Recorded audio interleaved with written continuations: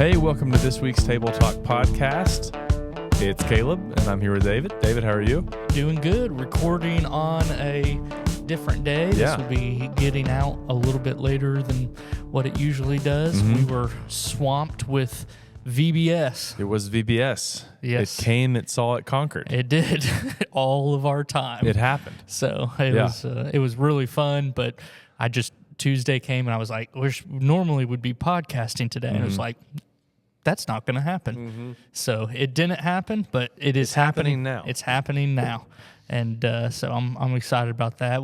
How did you enjoy VBS? Dude, it was good. I'm tired. We played games. I was in the game room. So we played freeze tag and parachute and Chariot races. Yeah, it was fun. We had a good time. Put some Band-Aids on. Several Band-Aids on. Yeah. I actually, to the point, just had like 5 in my pocket. And the first night, it wasn't, I just ended up, kids were falling. Yeah. You know, not anybody's fault. Kids just trip on It's things. just what happens. So, You're in there with Daniel and Brittany and Krista. You guys kind of took that on, and they're Captain Morgan, as I called him. Captain Morgan ran the games. Yeah. Yep. So they're awesome, and they've been really awesome with children's ministry and been doing a great job. And I know the kids had a blast. It's always like that and snack. Yeah. You know what I mean? It's the best thing. So play a game and eat something after. Yep. And it's the things I spend the least amount of time like thinking about. Yeah. And it's the thing that they like. They're the most fun. So, but no, it's. I thought it was really fun. We had a really good time. The kids, I think, learned and grew, and we had some really, really cool moments. I had some really good questions. I was praying at the end, and Knox was like, I have something I have to pray about, and he wanted to pray for his dad. That's and cool. It was like he was not giving in until we prayed for his dad, which is like, that's what you want. That's what you want. That's awesome. And we talked, and Lainey, she said, well, if God created everything, who created God? And it was like, what a great question. Like, she's actually thinking about these things. And I'm so thankful for, and we talked about this, was it last week or the week before, when we talked about how there are some really big concepts, and the kids are I think it was last week. They get it. They want it. They want to chase after Christ, and they want to follow Him, and they believe it. They believe when they pray that it's going to work, and that's have faith like a child. Yep. And we should be doing more of that. Absolutely. Yeah, it's good. So. That's cool. Those are cool stories. Yeah. So, but George preached on Sunday, continued our series, correct? And we're working our way through Genesis. And it's been a really good series, always an important series. And George talked about the first patriarch, right? First patriarch. I don't know if, So Adam, I don't know if he's considered a patriarch, but I don't know. I wouldn't. I think I'd start with Abraham. I probably would start with Abraham too.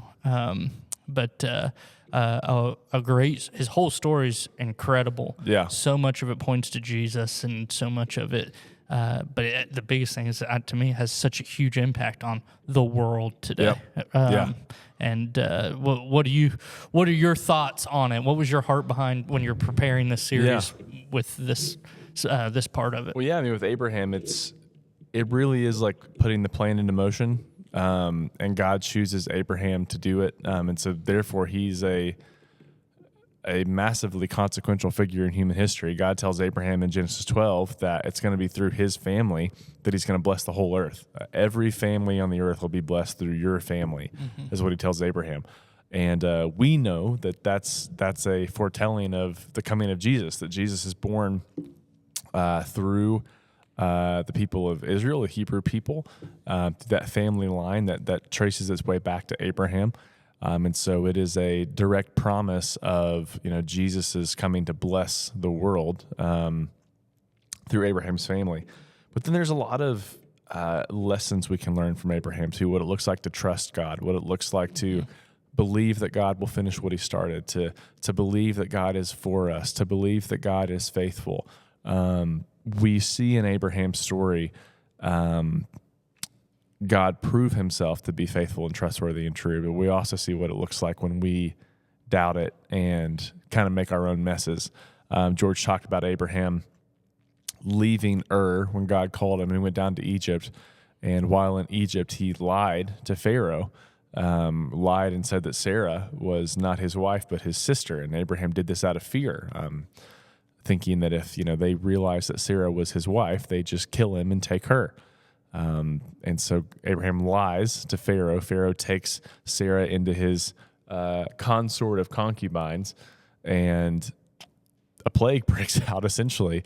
Pharaoh's like, what the heck, man? Why did you lie to me?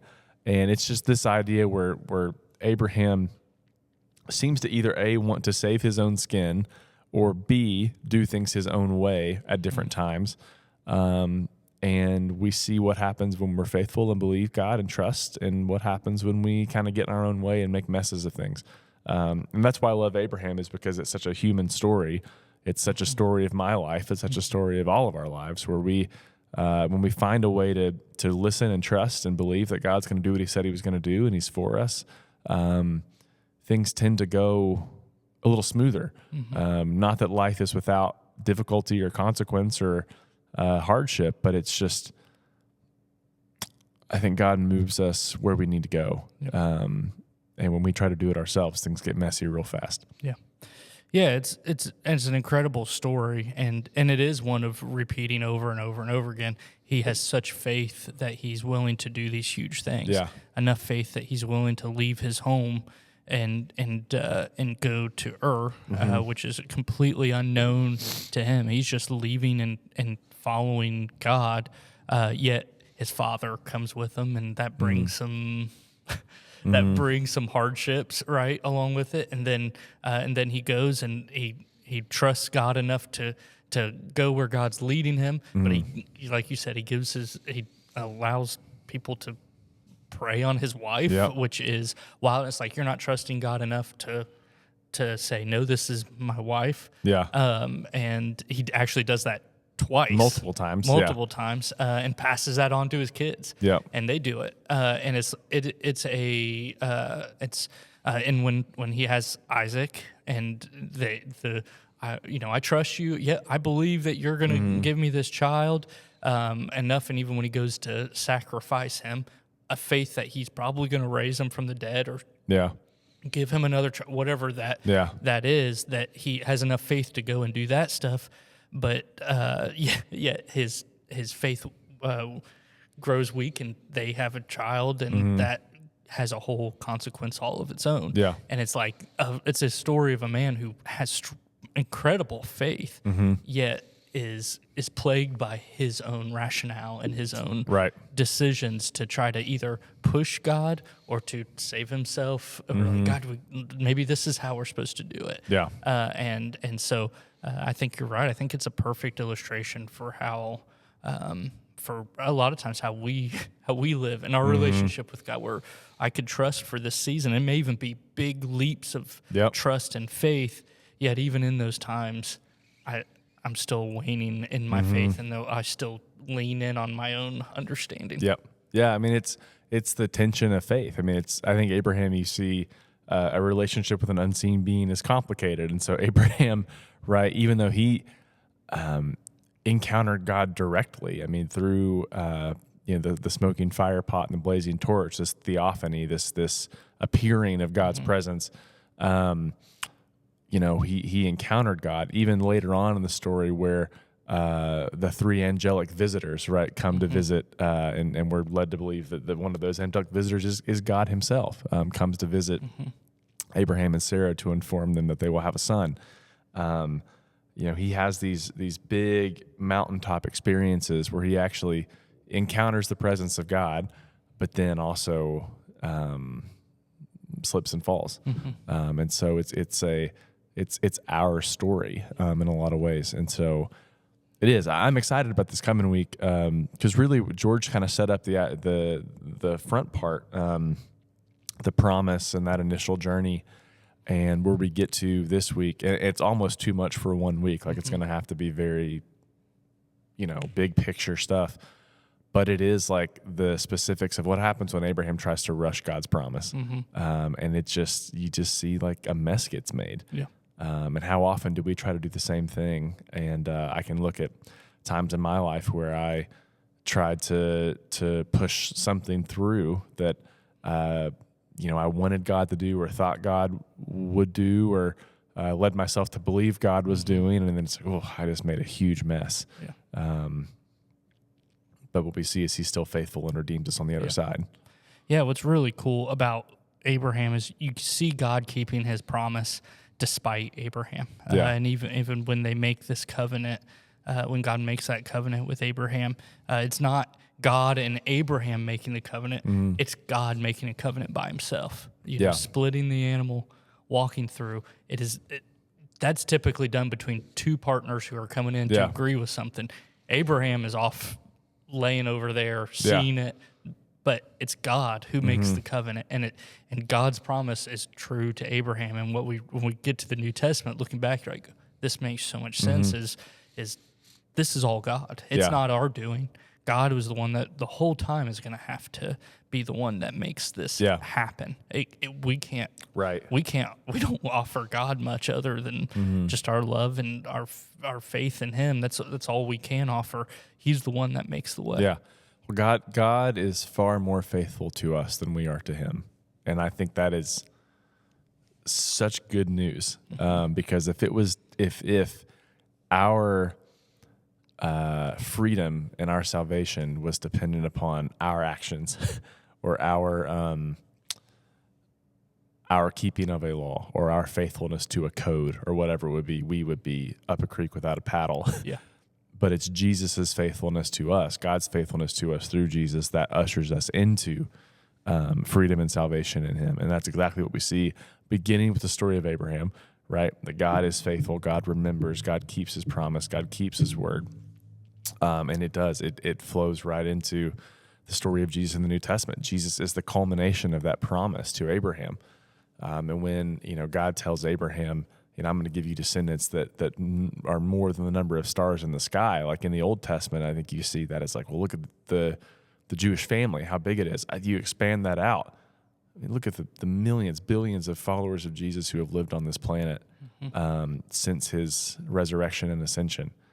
Man, that family, that's the true Israel. That's the family God's been blessing from the very beginning. And so it's just amazing to see how God made this promise. God kept it through Jesus. It was fulfilled in Him, and now it is continuing to be fulfilled thousands of years post Abraham's call, as God continues to build and expand this family that is blessing the world.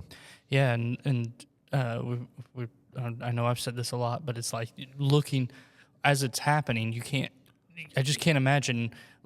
It's easy for us to be like, oh, well, this all makes sense because we're looking backwards at it, and it's like, man, this all lines up perfectly. But as it's happening, you go, how is this all going to work? What does this even mean? And Abraham has no idea. He has no law other than just moral, basic law that every person has instilled in them.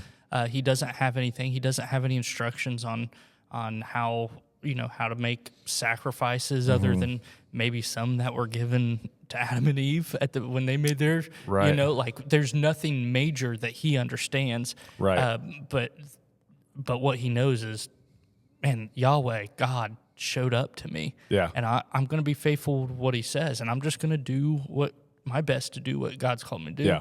He messes up. He makes mistakes. God shows up every time, and He makes it right. So, and Sarah is super faithful as far as allowing her family to do that. Listening and allowing God to work. And I can't imagine how hard that was. She saw Him show up when He promised about the child. Yeah. But at this point, he had it. Sarah had it. And even that took her a while to come around to, because she's laughing. And God's like, why are you laughing? I know. I'm not joking. This is serious. Yep. And so it's she didn't have the experience. He did. Yeah. But she's faithful enough to Him and faithful enough to God to follow Abraham on this crazy adventure. Yeah. And because of their faith, God changed the world through them. And the three of the world's major religions would look back at Abraham and say, he's like the beginning of what we have with our faith. So super important to understand and read the story. So I would really encourage people, like you have been, read along as we go. Yeah. Read this story. It's really important to know. It's really important to understand. It'll probably drudge up a lot of questions. And we talked about that last week a little bit. If you have questions about what you're reading, send them to us or stop by and talk to us. And we can, because we would love to have those conversations. And if you're having those thoughts, somebody else is probably having those thoughts. And it would be a great way for us to share that with other people. Yeah. Well, and the thing with this too is that, like, once you get into Genesis 22 with the story of Isaac at Moriah, that brings up a lot of questions. You know, that, and I don't even know how much we'll get into that Sunday. I mean, we will talk about it, but I don't know how much, you know, in detail. We just have time to go with everything else. But like that brings up a lot of questions, and you know, there's a lot of dynamics at play there, and so Genesis is a story that invites us to ask big questions, and I think obviously God's big enough to handle those. And I mean, we said this in the very first week. I think Genesis has this. I mean, it's dark in some places, but I think it also has this like playful quality about it that invites us to ask questions. I don't know. It's just a fun book, and I think you know, there are big questions, there are dark moments. There's also just like this playfulness about it that says, hey, this is the story of God's people, and this is the story of how God kicked this whole thing off, and engage with it, wrestle with it, ask questions. It's okay. Yeah, and a lot of questions that people didn't understand for thousands, hundreds and not hundreds of thousands, but thousands of years, until it was seen in the New Testament, and before it made more sense. And it's such an incredible story. The Isaac, him offering Isaac as a sacrifice is it's way up there for me, for one of my favorite stories. It's also one of the most confusing stories, and a lot more confusing if you don't have the New Testament, you don't have the story of Christ to go behind it and to give it its foundation of what it is. But it's one of my favorite because it just points so strongly to the sacrifice that's about to be made on that mountain, to the sacrifice on that mountain, on that same mountain. It would be on the mount of the Lord. It'll be provided. It doesn't say anything. It says it will be provided. It's like, well, what will be right? The ultimate sacrifice will be provided, and that's just a tiny little blip of the representation of that. And we'll be talking even at our 18 to 25-year-old week of camp that we're doing at Smoky Mountain. We're talking a lot about that, and I'm really excited about that. So the whole thing is just so thick and so rich, and you can study it and study it and study it, and it's just such a great book. Yeah, it's good stuff, and I've really enjoyed it, and I'm excited to. You know, we've got 3 weeks left, so we've got Abraham part 2, then Jacob, then Joseph. So 3 weeks left, and those are big picture stories too. I mean, you could break Jacob and Joseph up into several weeks on their own too. But the story overall is God is so faithful to. I mean, these guys who are kind of like screw ups in some ways, and who even like aren't great people. Like Jacob in the beginning, when we first meet him, is not a great person. Deceptive. I mean, he's kind of slimy. He's out there grasping the heel. Yeah, and a little heel grabber. And even Joseph is kind of arrogant. You know, he's kind of like your punk little brother. He's just kind of arrogant and kind of. But God uses them and is faithful to them, and you get to watch over time how they grow. Which is, I believe, an encouragement to us to go, any of us, no matter where we start, right? We can grow. We can change. We can become someone who looks more like God. And that is even more accessible to us because we have the power of the Holy Spirit living within us. And so it just, I don't know, it's really cool stuff. It's a cool blueprint of what God's doing in the world, what He's been doing the whole time. Yeah. And it's really fun. Yeah. It's been really cool. I'm excited about it. I'm really excited about talking about Jacob next week. Yeah. That the whole thing with it, or Isaac, I'm sorry, with Isaac. And so the whole thing is just so, I'm ready to, I want to talk a little bit about that. And all the meaning there.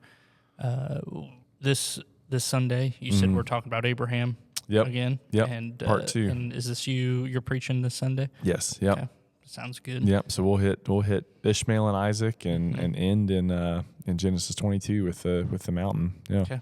That's gonna be awesome. We shall see. Yeah. It'll be awesome. So, well, cool, guys. Thanks for tuning in this week, and I hope you have had an awesome week and are staying as cool as you can in the midst of this heat wave. 90 degrees at 11 p.m. is done. So hopefully it'll cool down a little bit here this week. But enjoy it. Have a great weekend, and we will see you guys next week on the Table Talk Podcast.